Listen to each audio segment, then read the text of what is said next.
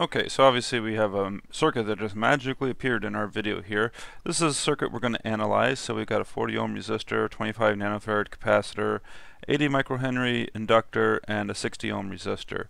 And what we're going to actually do is we're going to find, here I'll just put it up here, we're going to find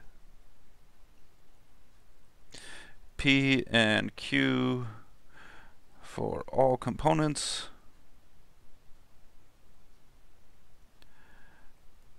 And then verify that the sum of P equals 0 and the sum of Q equals 0. Because basically that's just saying power absorbed has to equal power dissipated, so on and so on. Alright, so there's a couple ways we could go about doing that, but the first thing we should of course do is figure out what our impedances are. So I'm going to look at the capacitor, which is minus j over omega c. So that would be minus j over 10 to the 6th times 25 nanofarads. And I didn't do these ahead of time, so let me do this computation real quickly. 10 to the 6th times 25 nanofarads. Whoops. If I can use my calculator.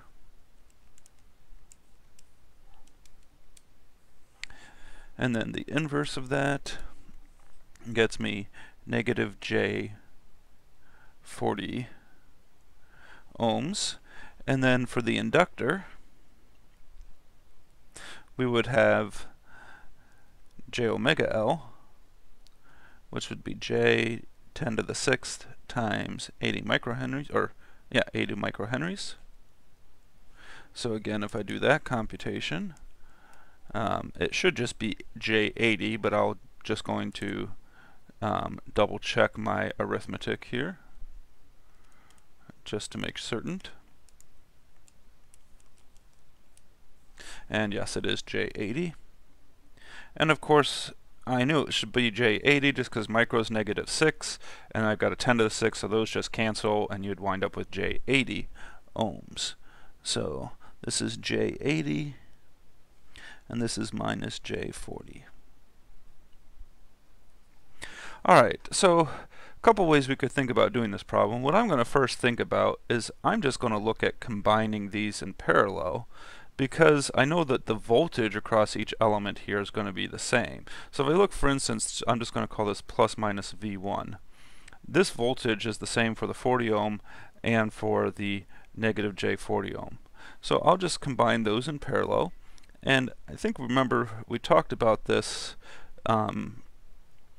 briefly in another video, or we might not have mentioned it, but there is kind of a neat little thing that can happen when you have two components that are complex like this in parallel. I don't ever remember this personally, I just go through and do the actual computation. Two things in parallel, so we'd have 40 times negative 40j divided by 40 minus 40j, and you get 20 minus j20. Which again, the kind of interesting thing there is that you just get half of the two impedances there, which is somewhat interesting, but you know, not enough to really be something, in my opinion, to commit to memory. So that's what we get for the parallel combination. So I'm going to redraw this circuit here, just so we can see what we have here.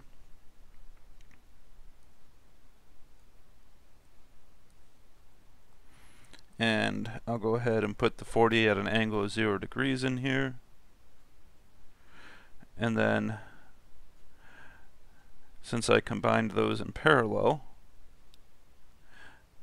I'd have a 20 ohm and a minus J20.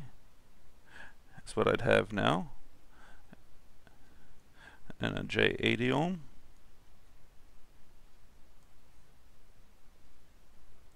And we still have the 60 ohm. Now, let me emphasize here, this voltage across that combination of those two components is still V1. Okay. Now the other thing we should note is that this 40 volts, the way it was given in my problem here, this is not RMS value. So it's non-RMS. So if we wanted it in RMS value, you could simply look at this as 40 over the square root of 2 at an angle of 0, and I'll put volt RMS. But you can use either one. We just have to make sure to use the correct formulas when we do the computation of my power. So what I'm going to do now is I'm going to simply say, well, wait, I can simply do a simple current loop here and find the current going through this components here. So if I do that, I'd wind up with minus 40 is equal to 20 minus J20 plus J80 plus 60 times my current, and I'm sorry, what did I say, make negative 40? I just have 40 equals that. I was doing it as if it was equal to 0, but it would just be 40 equaling this. And so this would be, of course, I is equal to 40 divided by 20 plus 60 would be 80 minus J plus J80, so that would be plus J60. And if I do that computation on my calculator,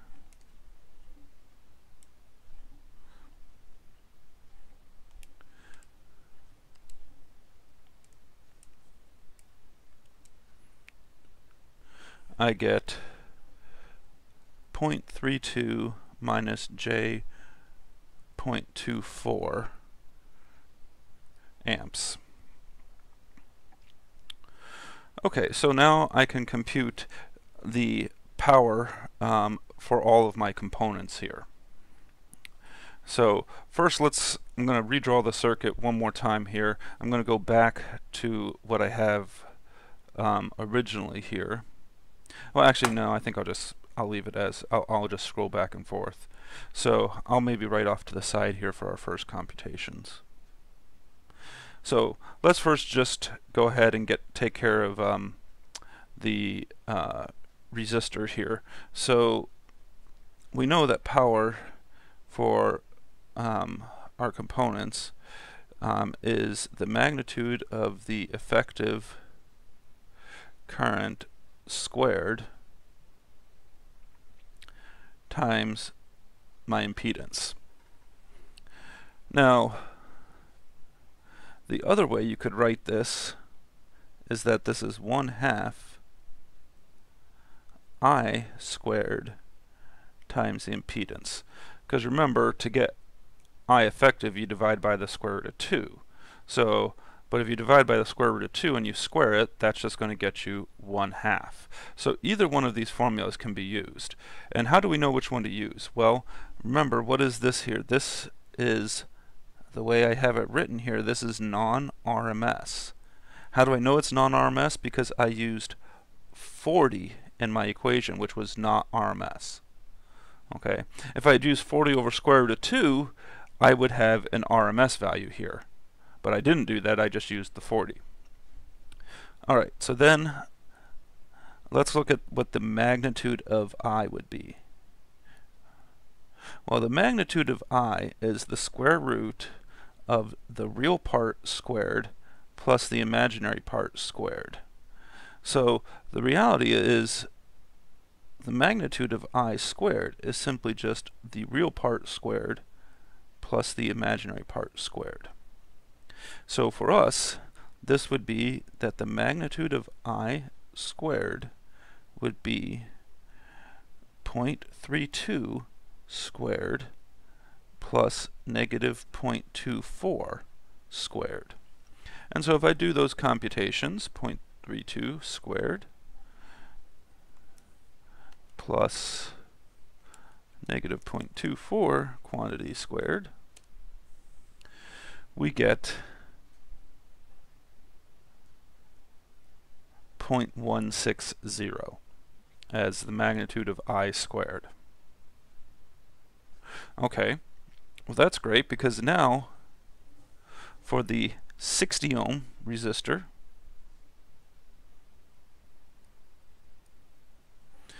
we would have that the, and I'm sorry, I should change something here.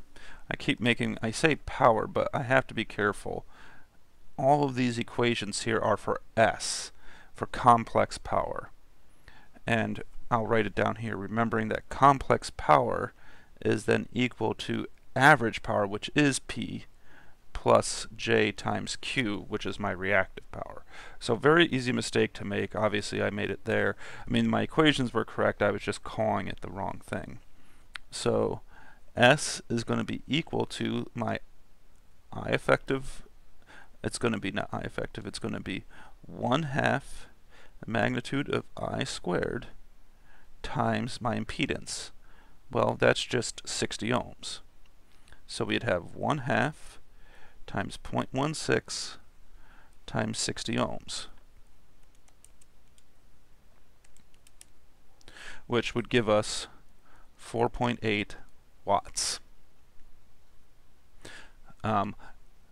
Technically, since this is S, this would be 4.8 volt amps, but then if we think about this, this is S is equal to 4.8 plus J0 volt amps. So for the resistor, we just have average power, which is 4.8 watts. Which again, if we think about this, resistors are always going to have, quote, real power, average power. We're not going to get an imaginary component across them. Alright, now we have to do the same for the J80. So the J80 ohm inductor, this would be S is 1/2 0.160 times J80, which of course if you do that,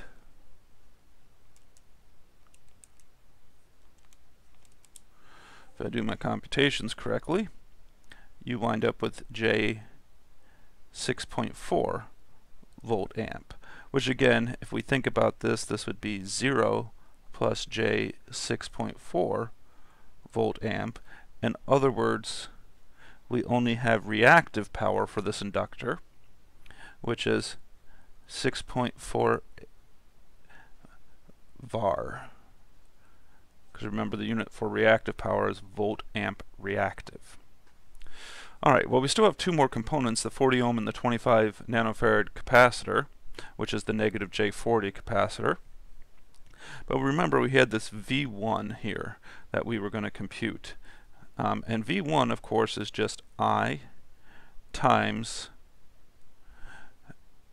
my, because it was a parallel combination, we wound up with 20 minus J20 ohms. And so V1 would be equal to, well, let me scroll back up here, 0.32 minus J.24 times 20 minus J 20 ohm. And so if I do that computation, well, I'd get 0.32 minus 0.24J times 20 minus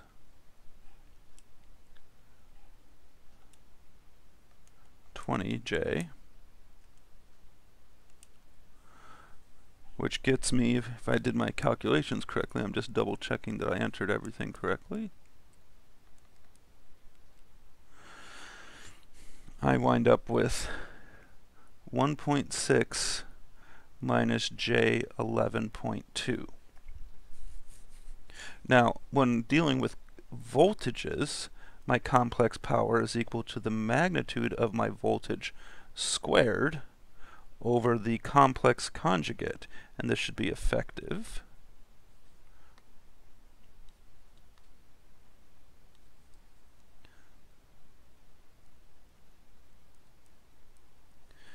Now, if we want to shorten this down, what we say is that this would be, not shorten it down, if we want to write this with non-effective, because this is volts, and I'll put non-RMS, we'd put a 1/2 out in front.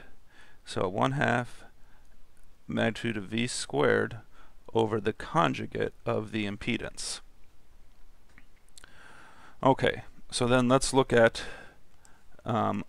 what the magnitude of this is. And I want to double check my computations one more time. The number just doesn't seem right to me.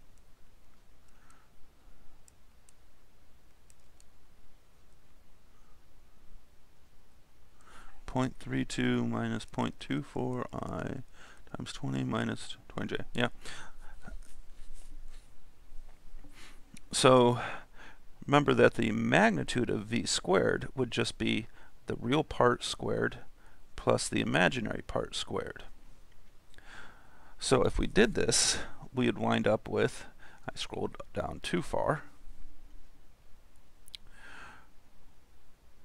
1.6 squared plus negative 11.2 squared, which is equal to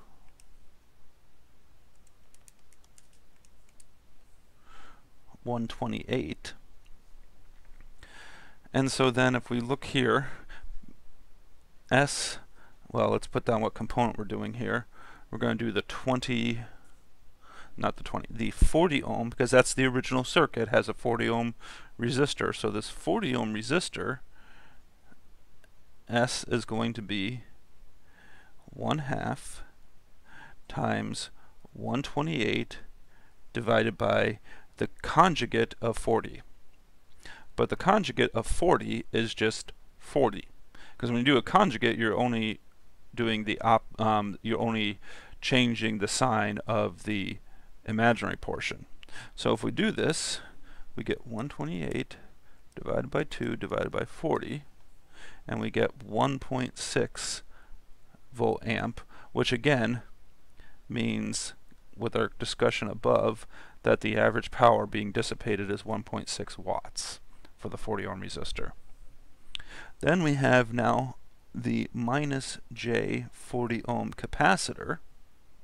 So you'd have same thing here, S is 1/2 times 128. Now I'll go ahead and write it here just to emphasize. I'm going to put minus J40 in parentheses, but then put a star here, because again this means conjugate. So since that means conjugate, what we really end up having is 1/2 times 128 over J40, which I believe is just going to give you negative J 1.6 volt amp, but let me double check the computation.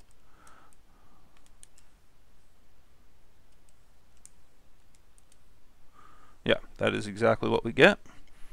And again, from our discussion above, that means Q in this case is all I have for the capacitor, which is negative 1.6 var.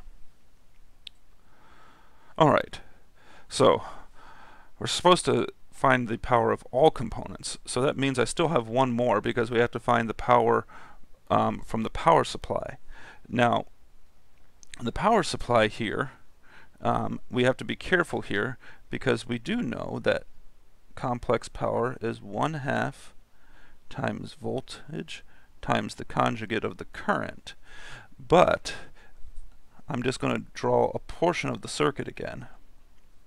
We have this is the voltage, which is 40 at an angle of 0 degrees, but then the current was coming this direction.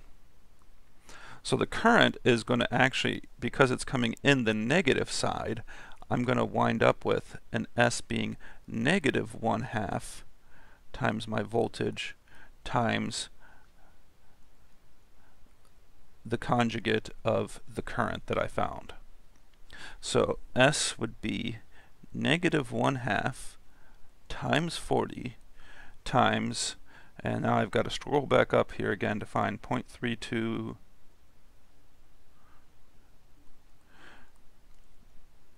minus J 0.24, and then again emphasizing it, that's got to do the conjugate of that. So that would be negative 1/2 times 40 times 0.32 plus j 0.24. So let's do that computation now. And so 0.32 plus 0.24j, whoops,